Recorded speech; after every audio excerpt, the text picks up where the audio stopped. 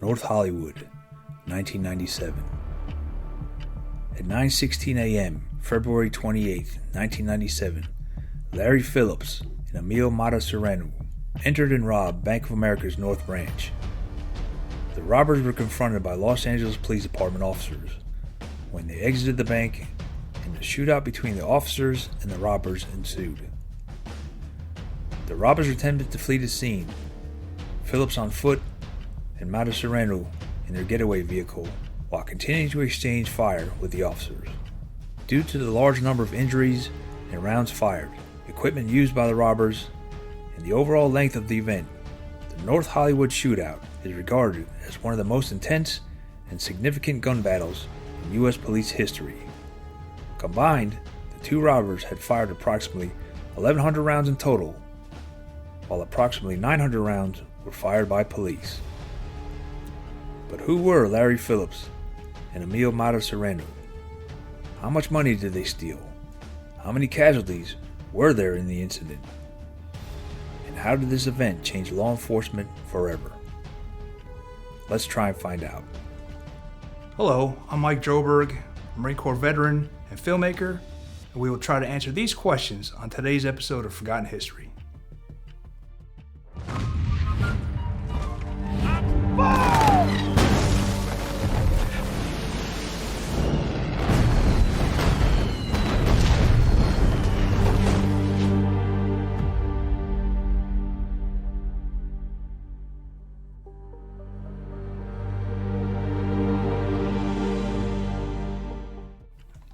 Larry Eugene Phillips Jr. was born on September 20, 1970, and Decibel Stefan Emilian Emil Mataserenu was born on July 19, 1966.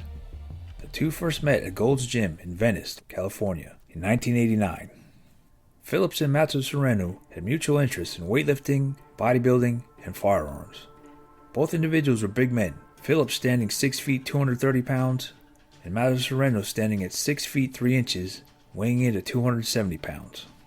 Before meeting, Phillips was a habitual offender, responsible for multiple real estate scams, and had multiple counts of shoplifting charges. Mataserenu, born in Timisoara, Romania, to parents who immigrated to Los Angeles in 1974. He was an electrical engineer and ran a relatively unsuccessful computer repair business. Their first crime occurred on July 20, 1993, where Phillips and Mataserenu robbed an armored car outside a branch at First Bank in Littleton, Colorado. They were never caught. However, later on October 29th, they were arrested in Glendale, northeast of Los Angeles, for operating a stolen vehicle. Subsequent search of their vehicle found 2 semi-automatic rifles, 2 handguns, and more than 2,800 rounds of ammunition. The police also found radio scanners, smoke bombs, improvised explosive devices, body armor vests, and 3 different California license plates. Initially charged with conspiracy to commit robbery, both only served 100 days in jail and were placed on 3 years probation due to plea bargaining. After their release, most of their seized property was returned to them, except for the confiscated firearms and explosives. On June 14, 1995, Phillips and Mataserenu ambushed a Brinks armored car in Winnetka, Los Angeles, killing one guard, Herman Cook, and seriously wounding another. Then in May of 1996, they robbed 2 branches of Bank of America in the San Fernando Valley area of Los Angeles, stealing approximately $1.5 million. The pair were dubbed the High Incident Bandits by investigators due to the weaponry they had used in the 3 robberies prior to their attempt in North Hollywood. On the morning of February 28, 1997, after months of preparation, Phillips and Mataserenu, while driving a 1987 Chevrolet Celebrity, arrived at the Bank of America branch located at 6600 Laurel Canyon Boulevard. Phillips and Mataserenu armed themselves with AK-47 and AR-style rifles and various pistols. Phillips wore roughly 40 pounds of equipment, including a Type 3A bulletproof vest and groin guard, a load-bearing vest with multiple military ammo pouches, and several pieces of homemade body armor created from spare vests covering his shins, thighs, and forearms, while Mataserenu only wore a Type 3A bulletproof vest but included a metal ballistic plate to cover his vital organs. Additionally, each man had a watch sewn into the back of one glove in order to monitor their timing. Before entering, they took barbiturates, prescribed to Mataserenu as a sedative to calm their nerves. Arriving around 9:16 a.m., they set their watch alarms for 8 minutes, which was the estimated police response time that Phillips concluded while using a radio scanner to monitor police transmissions prior to the robbery. As the two were walking in, they were spotted by two LAPD officers, Lauren Fall and Martin Perello, who were driving down Laurel Canyon in a patrol car. Officer Farrell issued a call on the radio, 15843, requesting assistance. We have a possible 211 in progress at the Bank of America. As they entered the bank, they forced a customer leaving the ATM lobby area near the entrance into the bank and onto the floor. A security guard inside saw the heavily armed robbers and radioed his partners in the parking lot to call the police, but the call was not received. Phillips shouted, "This is a fucking holdup," before he and Matsu Sereno opened fire into the ceiling, terrifying the approximately 30 bank staff and customers, and to discourage any resistance. Matsu Sereno shot open the bulletproof door, which was designed to resist only low-velocity rounds, and gain access to the tellers and vault.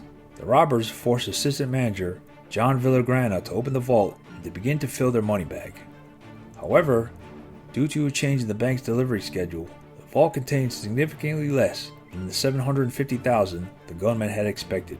Mata Sereno, enraged at this development, argued with Villagrana and demanded more. In apparent show of frustration, Mata Sereno then fired a full drum magazine of 75 rounds into the bank's safe, destroying much of the remaining money. He then attempted to open the bank's ATM, but due to a change in policies, the branch manager no longer had access to the money inside. Before leaving, the robbers locked the hostages in the bank vault. In the end, the two left with a little over $300,000 and 3 die packs, which later exploded, ruining the money they stole. Outside the bank, the first responding officers heard the gunfire and made the radio call reporting shots fired, before taking cover behind their patrol car. Additional North Hollywood Division patrol and detective units arrived and took strategic positions at all 4 corners of the bank, establishing a perimeter around it. At approximately 9:24 a.m., Phillips exited through the north doorway and, after spotting a police cruiser 200 feet away, opened fire for several minutes. In the initial shooting, Phillips wounded 6 police officers as well as 3 civilians that had taken cover behind Sergeant Haynes' patrol car. Phillips also fired at an LAPD helicopter as it surveyed the scene from above, forcing it to withdraw to a safer distance. Phillips and Mata Sereno continued to engage the officers, firing sporadic bursts into the patrol cars that are positioned on Laurel Canyon in front of the bank and in the parking lot across the street. Officers, who were mostly armed with then standard issue 9mm pistols, 38 special revolvers, and 12-gauge shotguns, continued to fire at both robbers, but found that their handguns and shotguns would not penetrate the robbers' body armor. This was compounded by the fact that most of the LAPD officers' service pistols had insufficient range at longer distances. Additionally, the officers were pinned down by heavy sprays of gunfire coming from the robbers, making it extremely difficult to attempt a headshot with their handguns. Knowing that they were in desperate need of better weapons, several officers acquired 5 AR-15 style rifles from a nearby gun store to combat the robbers. 2 locations adjacent to the bank's north parking lot provided good cover for the officers and detectives. Police likely shot Phillips with their handguns, while Phillips was still firing and taking cover near 4 vehicles adjacent to the north wall of the bank. One location that Officer Richard Zelensky of Valley Traffic Division effectively used for cover was an adjacent Del Taco's restaurant west wall, 351 feet from Phillips. Zelensky fired 86 9mm rounds at Phillips and is believed to have hit Phillips during their exchange. Zelensky was also able to use this position to draw Phillips' fire away from Sergeant Haynes and Officer Whitfield, who were both wounded and had only marginal cover behind trees across Laurel Canyon Boulevard. Another location that proved advantageous for the LAPD was the backyard of 6641 Agnes Avenue. A cinder block wall provided relative cover for several detectives shooting at Phillips with their 9mm pistols.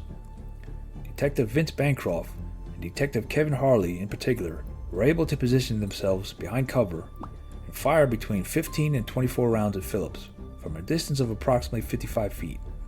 After Mata Sereno backed the Chevrolet Celebrity out of the handicapped space in the north parking lot, Phillips received a gunshot wound to his left wrist.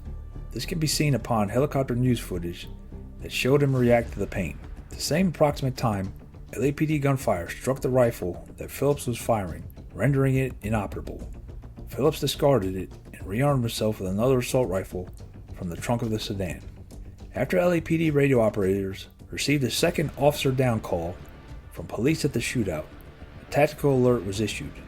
An LAPD Metropolitan Division SWAT team arrived 18 minutes after the shooting began. They were armed with AR-15s and wore running shoes and shorts under their body armor, as they had been on an exercise run when they received the call. Upon arrival, they commandeered a nearby armored car, which was used to extract wounded civilians and officers from the scene. While still in the parking lot, Mata Sereno was shot in the right buttock, the right leg, and left forearm. A fourth projectile then lacerated his upper right eye and prompted him to duck behind the hood of a getaway car in shock. He subsequently abandoned his duffel bag of money, entered the getaway vehicle, and started the engine. Phillips retrieved another rifle from the open trunk and continued firing upon the officers while walking alongside the sedan, using it for cover. As Phillips approached the passenger side of the getaway vehicle, he was hit in the shoulder, was struck in the receiver and the magazine by bullets fired by the police.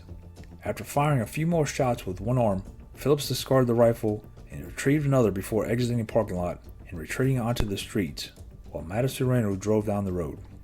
At 9:52 a.m., Phillips turned east and took cover behind a parked semi-truck, where he continued to fire police until his rifle jammed. Unable to clear the jam because of the gunshot wound to his left wrist, he dropped the rifle and drew his pistol, which he began firing. He was then shot in the right hand by Officer Conrado Torres, causing him to drop his pistol. After retrieving it, he placed the muzzle on his chin and took his own life. Meanwhile, officers across the street continued to shoot Phillips' body several times while he was on the ground. After the firing stopped, officers in the area surrounded Phillips, handcuffed him. Though obviously deceased at this point, it was still standard procedure for police to arrest a criminal of this severity as if he were alive and removed his ski mask. Mata Sereno's vehicle was rendered inoperable after two of his tires were shot out and the windshield was covered in bullet holes. At 9:56 a.m., he attempted to carjack a yellow 1963 Jeep Gladiator on Archwood by shooting at the driver, who fled on foot 3 blocks east of where Phillips died. He quickly transferred all of his weapons and munition from the getaway car, but was unable to operate the Jeep due to the driver engaging the electrical kill switch before fleeing. As news helicopters hovered overhead, a patrol car driven by SWAT officers quickly arrived and stopped on the opposite side of the truck to where the Chevrolet was stopped. Mata Sereno left the truck, took cover behind the original getaway car, and engaged them in 2.5 minutes of almost uninterrupted gunfire. Mata Sereno's chest armor deflected a double tap, which briefly winded him before he continued firing. Anderson fired his AR-15 below the car and wounded Mata Sereno in his unprotected lower legs. He was soon unable to continue and put his hands up to show surrender. Ambulance personnel were following standard procedure in the hostile situations by refusing to enter the hot zone, as the area was not cleared and Mata Sereno was still considered to be dangerous. The police radioed for an ambulance as Mata Sereno swore profusely and goaded the police to shoot him. He died before the ambulance eventually showed up, and EMTs were allowed to reach the scene almost 70 minutes after the call. Phillips was shot 11 times, including a self-inflicted gunshot wound to the chin, while Mata Sereno was shot 29 times. 12 police officers and 8 civilians were injured. The ineffectiveness of the standard small-caliber police pistols and shotguns in penetrating the robbers' body armor led to a trend in the United States law enforcement towards arming police officers, not just SWAT teams, with heavier firepower such as the semi-automatic AR-15 style rifles. SWAT teams, whose close-quarter battle weaponry usually consisted of machine guns that fired pistol cartridges, began supplementing them with AR-15 rifles and carbines. On April 17, 1997, police raided a house in Anaheim, traced to Phillips and Mata Sereno. Among the items seized included incendiary 7.62 ammunition, flak jackets, ballistic helmets, and approximately $400,000 in stolen cash and various other firearms. 7 months after the incident, the Department of Defense gave 600 M16 rifles to the LAPD, which were issued to each patrol sergeant. LAPD patrol vehicles began carrying AR-15s as standard issue, with bullet-resistant Kevlar plating in the doors as well. Also, as a result of this incident, LAPD authorizes officers to carry the larger .45 caliber semi-automatic pistols as duty sidearms. A lawsuit on behalf of Mata Sereno's children was filed by lawyer Stephen Yagman against members of the LAPD, claiming Mata Sereno's civil rights had been violated and that he was allowed to bleed to death. The lawsuit was tried in the United States District Court in February and March of 2000 and ended in a mistrial with a hung jury. The suit was later dropped when Matasarenu's family agreed to dismiss the action with a waiver of malicious prosecution. The year following the shootout, 18 officers of the LAPD received the Departmental Medal of Valor for their actions and met President Bill Clinton. In 2004, the Los Angeles Police Museum in Highland Park opened an exhibit featuring 2 life-size mannequins of Phillips and Matasarenu, equipped with the similar armor and clothing they wore and the weaponry they used. Also on display at the museum is the robber's getaway car and Officer Martin Whitfield's LAPD squad car.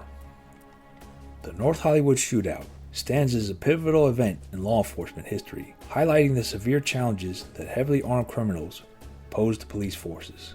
The aftermath of the shootout led to significant changes in police tactics, training, and equipment, including the widespread adoption of patrol rifles and body armor for officers. This event underscores the necessity for law enforcement to continually adapt to the evolving threats in order to protect the public and themselves. Thank you for watching Forgotten History. Please like, share, and subscribe.